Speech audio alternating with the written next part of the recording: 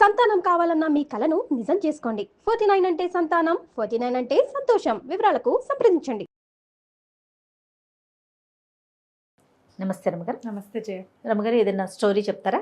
ఏవో జానపద గాథలు ఇది వరకు చాలా పుస్తకాలు చదివాను జయ నేను. అందులో ఏమిటో తమాషా కథలు కొన్ని ఉన్నాయి. నల నీల కథ బాగుంటుంది. ఈ మిగిలిన కథలు కూడా బాగానే ఉన్నాయి కానీ కొంచెం ఏదో విపరీతాలుగా అనిపించింది. ఇది కాస్త మామూలుగా ఉంది. ఓ 100 ఏళ్ల క్రితం పబ్లిష్ అయిన బుక్ అనుకో ఇది. ఈ నల నీల కథ ఏంటంటే, పూర్వం అంట ధర్మావతి నగరానికి ఒక రాజుగారు ఉండేవారు. దీనికి 2 భార్యలు, మైనావతి నైనావతి అట.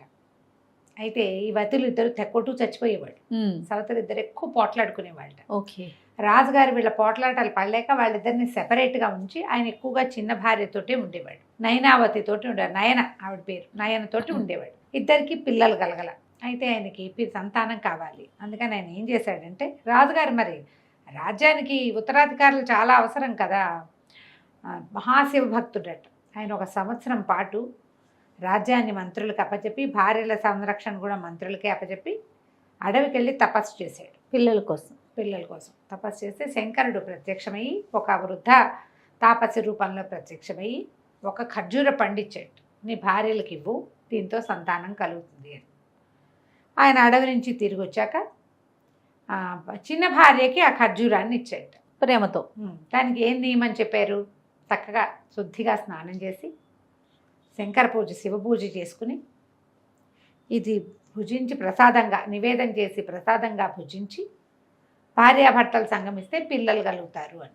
ఈ ఖర్జూర పండు వచ్చేసరికల్లా ఆవిడేం చేసింది, ఈ పళ్ళకి ఇది చిన్న పండుగ పిల్లలేం పుడతారు, రుచి చూద్దామని ఖర్జూర పండుని ఇలా గిల్లి నోట్లో వేసుకుంది. అదేం చేయబడింది, పూజ చేసి నివేదన చేయమని చెప్పబడిన పండు కదా, నూరంతా చేదుగా అయిపోయింది.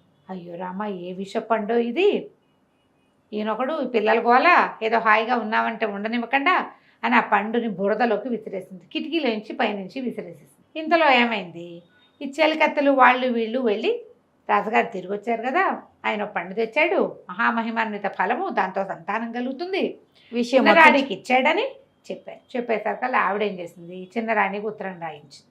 పెద్దరాణి, నీకేదో పండు తెచ్చి ఇచ్చారట కదా, నాకు కూడా భాగం పెట్టు, నిజానికి పట్టప్రాణి నేను, నువ్వు చిన్నదానివి, ఇద్దరికి సంతానం కలిగితే నీ కొడుకే రాజ్యం ఇచ్చుకుంది కానీ నాకు కూడా సంతానం ఉంటుంది, సంతానం లేని జీవితం వృధా, ఆ పండులో నాకు కూడా భాగం పెట్టవు అని బతిమలాడుతూ ఉత్తరం రాసింది. ఈ ఉత్తరం చూసినేసరికల్లా ఈయన ఆయన ఏమనుకుంది, అదేదో విషపండు, ఏదో పిచ్చ తెచ్చింది, తినేస్తుంది మొత్తం ఎటాగు పిల్లల కోసం.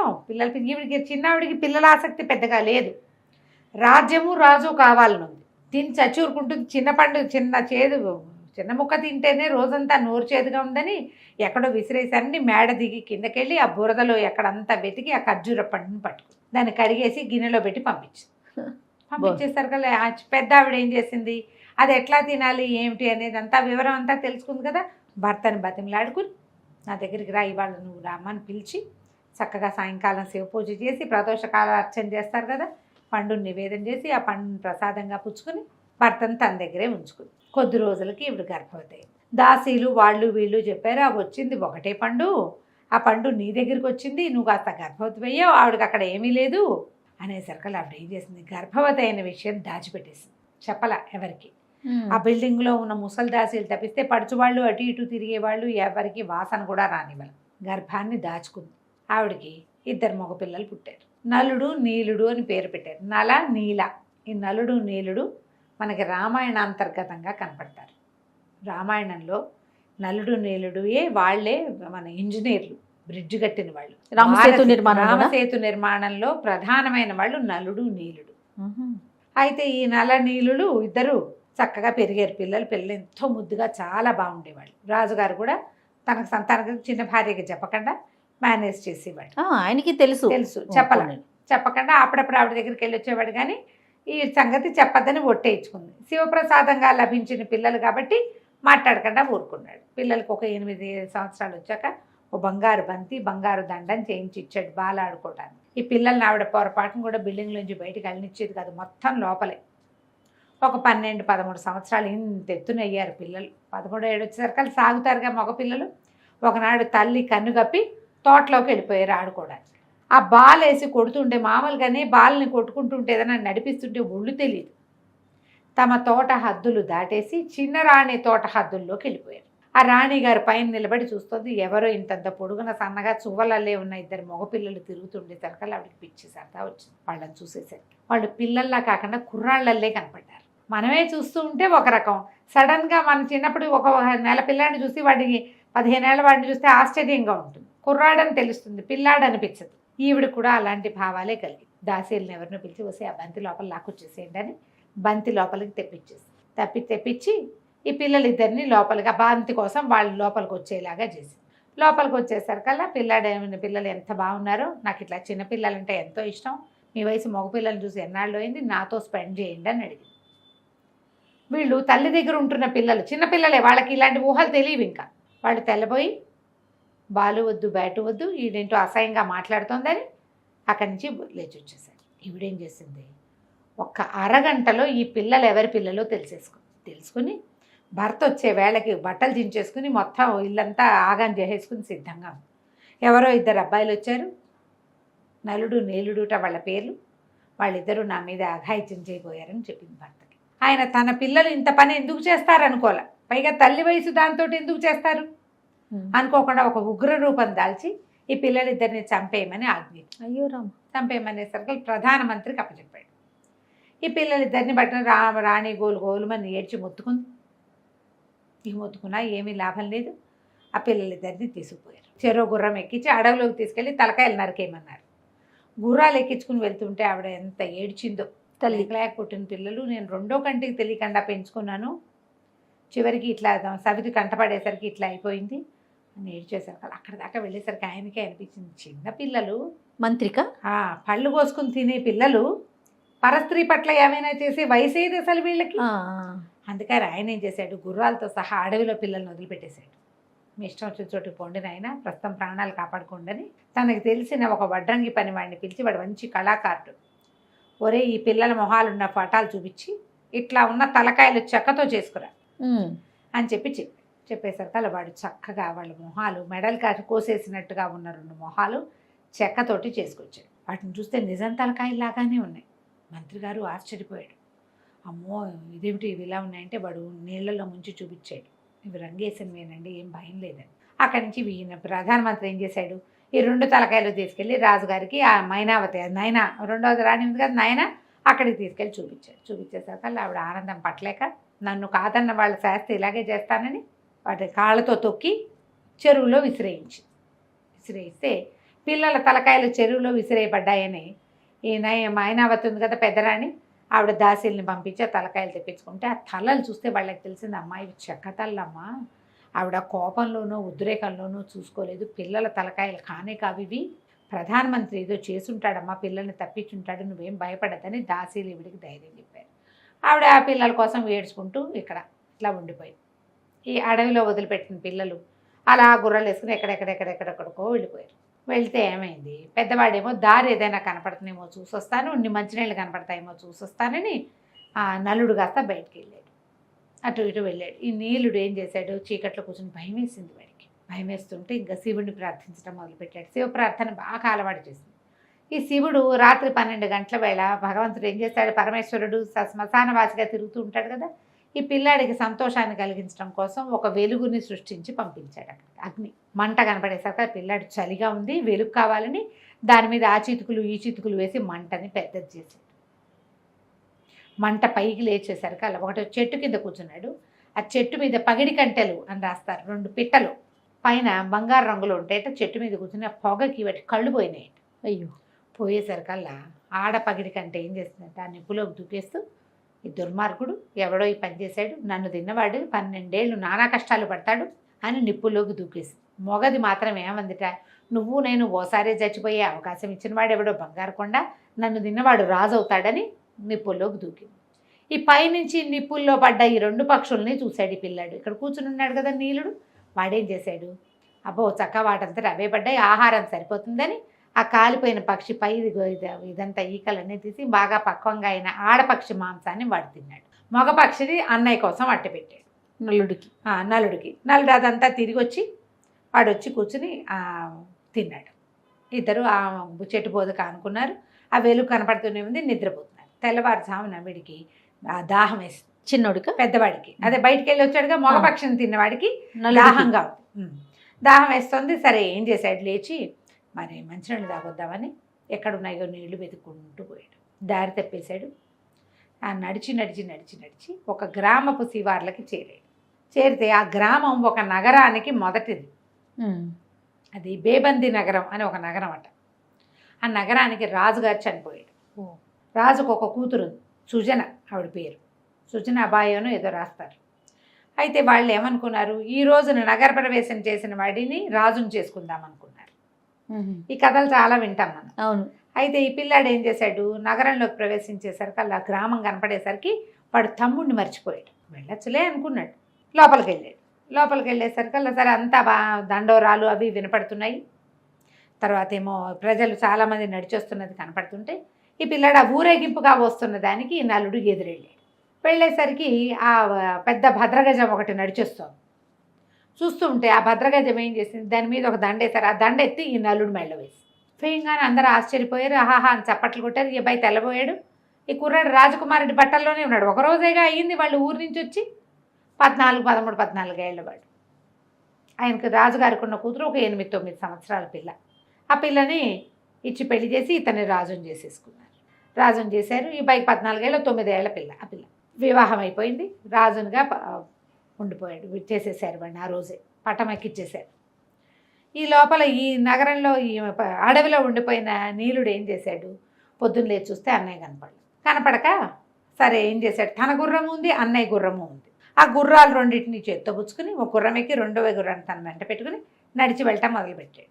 ఆ దారి బేబంది నగరానికే దారి తీస్తుంది. ఓకే. ఆ నగర శివార్లు కనపడ్డాయి, గ్రామ శివార్లు నగర శివార్లు కనపడ్డాయి. సరే ఆ నగరంలోకి వెళ్ళాడు. ఎక్కడో కనపడతాడేమో అని. ఏమైంది, అన్న గ్రామాన్ని ఆ నగరాన్ని ఆనుకుని ఉన్న గ్రామం ఉంది కదా, ఆ గ్రామంలో ఒక రైతువి 2 గుర్ర పిల్లలు పోయినాయి కొంతకాలం క్రితం. వీడు పట్టుకొచ్చిన 2 గుర్రాలు వాట్లాగా కనపడ్డాయి. దాంతో ఆ రైతు, ఇదిగో నా గుర్రాలు ఇవి నావే, నిరుడు ముందరేడు పోయినాయి, ఈ సంవత్సరం పెద్దవైపోయినాయి, వీడు పెద్దవి చేశాక ఈ నగరంలోకి తీసుకొచ్చాడని వీడిని పట్టుకునేసరికల్లా సరే గుర్రాల దొంగ దొరికాడని గందరగోళంగా పట్టేశారు. రాజు పట్టొచ్చారు, వాళ్ళు వచ్చారు, వీళ్ళు వచ్చారు. కొత్తగా రాజు అయ్యాడు కదా, ఈ కొత్త రాజు అయిన వాడు ఇక తమ్ముడు మాట జ్ఞాపకం లేదు ఈ గందరగోళంలో అతనికి. ఒక గుర్రాలు దొంగతనం చేసి 2 ఏళ్ల క్రితం దొంగిలించిన వాడు ఇప్పుడు పెద్ద గుర్రాలను వేసుకుని నగరంలో అమ్మడానికి తీసుకొచ్చాడని అభియోగం తెచ్చారు. తెస్తే గుర్రాల దొంగని జైల్లో బారేయండి అన్నాడు. ఆ దొంగని చూడలా. వీళ్ళేమో పట్టాభిషేకము, వివాహ మహోత్సవం హడావిళ్లలో ఉన్నారు. అప్పుడే అయ్యింది పెళ్ళి. ఈ అబ్బాయిని కాస్త జైల్లో పడేశారు. 4 సంవత్సరాలు గడిచిపోయింది. ఓకే. వాడు జైల్లోనే ఉన్నాడు. ఈ అబ్బాయి ఏమైంది, పిల్ల పెద్దదైంది. యువరాణి 19 ఏళ్ళ 10 ఏళ్ళ ఉన్నాయి కదా పెళ్ళి, పెద్దదైంది. ఈయన ఇంకొంచెం పెద్దవాడు అయ్యాడు. సరే ఏదో పుంసవనం అవి ఇవి కథలు జరిపితే ఏమైంది, ఆ అమ్మాయి ఏమంది, మా నాన్న వివాహం అప్పుడు నాకు రత్నాల హారాలు అవి చేయిస్తామన్నాడు. అదేదో ఇంకొక తమాషా పేరు చెప్తారు, ఒక నగరం, ఆ నగరంలో అద్భుతమైన వజ్రాలు దొరుకుతాయి, ఆ రత్నాలతోటి నాకు నగలు చేయించి పెట్టు. వివాహం అప్పుడు అన్నాడు. ఆయన కాస్త మరణించాడు. మన వివాహం కూడా అర్జెంటుగా జరిగిపోయింది. రేపు కుమారుడో కుమార్తెతో కలిగే నాటికి ఆ రత్నాల హారాలు పెట్టుకోవాలి నేనని అడిగేసరికి సరే ఈయన కొంతమంది వర్తకులను పిలిపించి బేజువంతి నగరమో ఏదో నగరం పేరు, ఆ నగరంలో ఉన్న రత్నాలు కొనుక్కొచ్చి రాణిగారికి నగలు చేయించి పెట్టండి అన్నాడు. అనేసరికల్లా సరే వాళ్ళు దాన్ని అది ఎట్లా వెళ్ళాలి, దానికి పడవ మీద వెళ్ళాలి, గంగా నది దాటాలట. ఈ వర్తకులు ఏం చేశారు, సరే ప్రయాణం అయ్యారు, బయలుదేరుతామని. ఈ పడవలు ఎక్కేసరికల్లా పడవ కదలలేదట. ఎందుకు కదలలేదని గంగ పూజలు అవి ఇవి జరిపితే ఒకడికి శివం వచ్చి నరబలి అడిగిందట గంగ.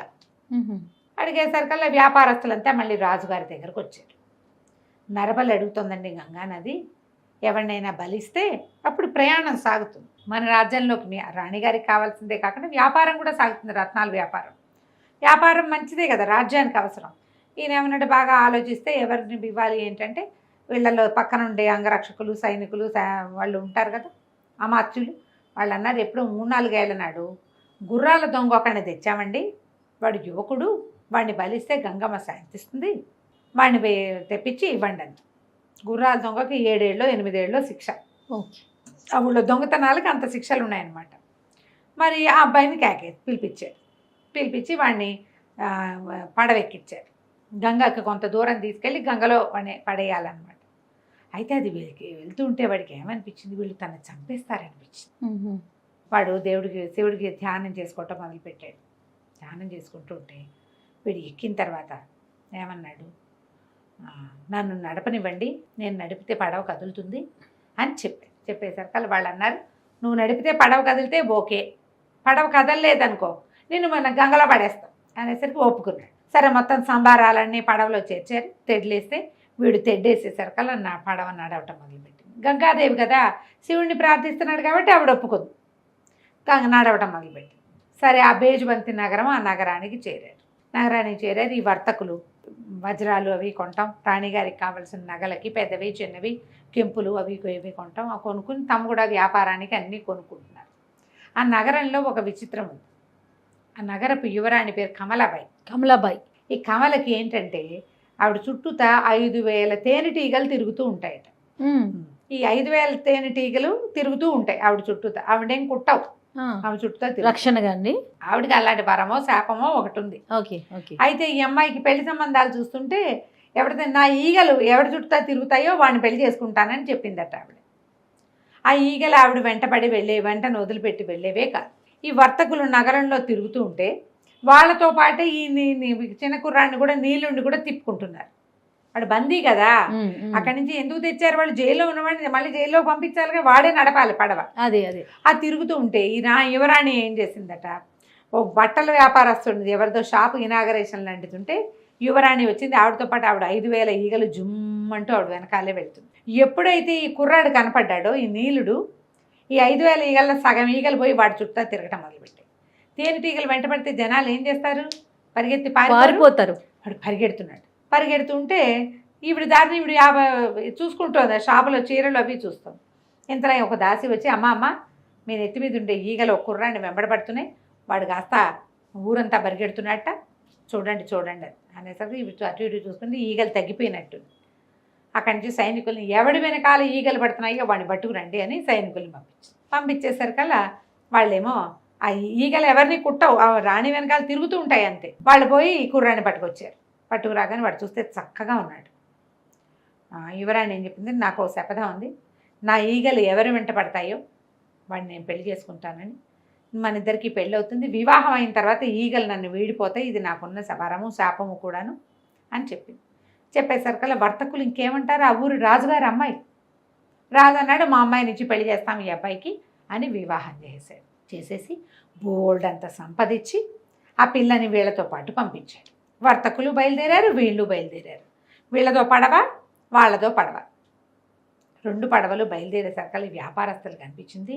వీడు దొంగ, ఖైదీ, చచ్చిపోవడానికి సిద్ధపడ్డవాడు, వీడికి ఇంత అందంగా ఉన్న రాకుమార్తె ఇంత సంపద దక్కటం ఏమిటి, మనం ఏదో రాజుగారు చెప్పారని వ్యాపారం చేయడానికి వచ్చాం, మనకు మిగిలేదేముంది, వీడికి అమ్మాయి దక్కింది మనకు దక్కలేదు, వీడికి దక్కనివ్వకూడదు, వీడిని ఎలాగైనా చంపేయాలనుకో.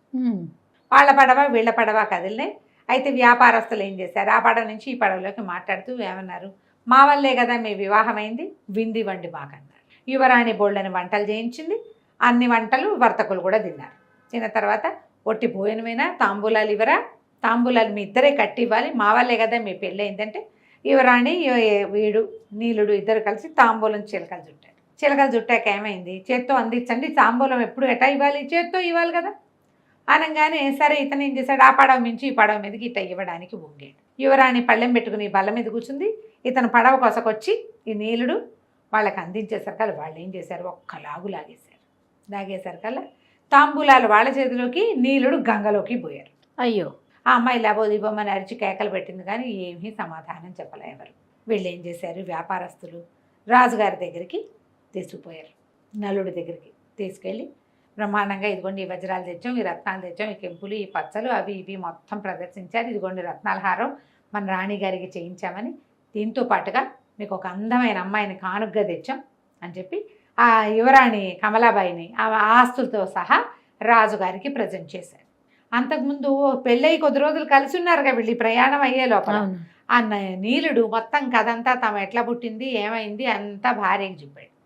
ఆ అమ్మాయి ఏం చేసింది, కథ అంతా రాసి ఇట్లా ఫలానా వాడు ఒకడు నన్ను పెళ్లి చేసుకున్నాడు, వీళ్ళు వ్యార్థకులు అతన్ని చంపేశారు అని చెప్పి కాగితం రాసి రాజుగారికి అప్పచెప్పింది.